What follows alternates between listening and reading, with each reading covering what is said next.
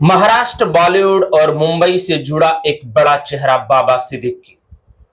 उस पर विजयदशमी दशहरा के दिन ही मुंबई के ऑफिस के बाहर राम मंदिर के पास तीन नकाबपोश बाइक सवार शूटर आते हैं और गोलियों की तड़तड़ाहट करने लगते हैं और उन गोलियों की तड़तड़ाहटों में एक गोली बाबा सिद्दीकी के सीने में लगती है और बाबा सिद्दीकी वही जमीन पर गिर जाते हैं। उसके बाद उनके समर्थक उन्हें हॉस्पिटल लीलावती हॉस्पिटल लेकर जाते हैं और वहां पर डॉक्टरों द्वारा उन्हें मृत घोषित कर दिया जाता है।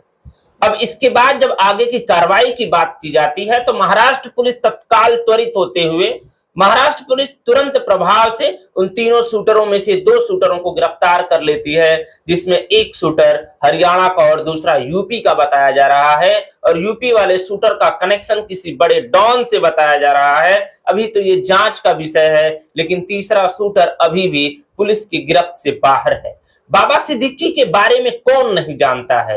बाबा सिद्दीकी के घर पर बॉलीवुड सितारों की पार्टी जो पूरे प्रदेश में ही नहीं जबकि पूरे देश में चर्चा का विषय थी, इसे कौन नहीं जानता है। बाबा सिद्दीकी के उस सबसे बड़े साहस भरे कार्य को कौन नहीं जानता है कि सलमान खान और शाहरुख खान के बीच जो मनमुटाव था, जो दूरी था, उसे दूर कर दोनों शख्सियतों को एक साथ लाने का काम बाबा सिद्दीकी का ही बताया जाता है। लेकिन दूसरी तरफ बात की जाती है तो बाबा सिद्दीकी कांग्रेस से ही अभी हाल ही में एनसीपी अजीत पवार की गुट में शामिल हुए थे और इससे पूर्व वे बांद्रा वेस्ट से लगभग 3 बार विधायक रह चुके हैं और मंत्री भी रह चुके थे। बाबा सिद्दीकी की मौत की खबर आने के बाद महाराष्ट्र में और मुंबई में काफी अफरा तफरी और खौफ का माहौल बन चुका है। यह खबर एक चर्चा का विषय है कि आखिर में ऐसी शख्सियत बाबा सिद्दीकी की रंजिश किससे रही होगी। क्या किसी बड़े शख्सियत से थी? क्या इसके पीछे किसी बड़े शख्सियत का हाथ है या बाबा सिद्दीकी का उन तीनों शूटरों के साथ कोई रंजिश था?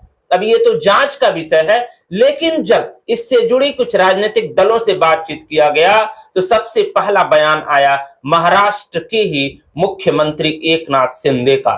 एकनाथ शिंदे ने इस पर दुख व्यक्त किया और ये भी कहा कि हमारे प्रदेश में किसी को भी कानून को हाथ में लेने का अधिकार नहीं है, तभी तो हमारी पुलिस और हमारी सरकार ने त्वरित कार्रवाई करते हुए उन तीनों शूटरों में से 2 शूटरों को गिरफ्तार कर लिया है। हालांकि एक शूटर की खोज जारी है।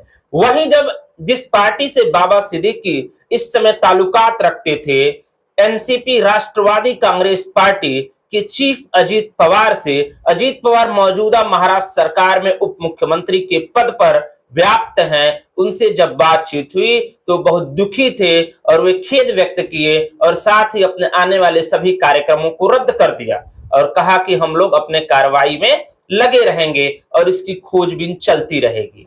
इस खबर से जुड़ी और कोई भी अपडेट अगर हमें मिलती है तो हम आपको सूचित करते रहेंगे। धन्यवाद।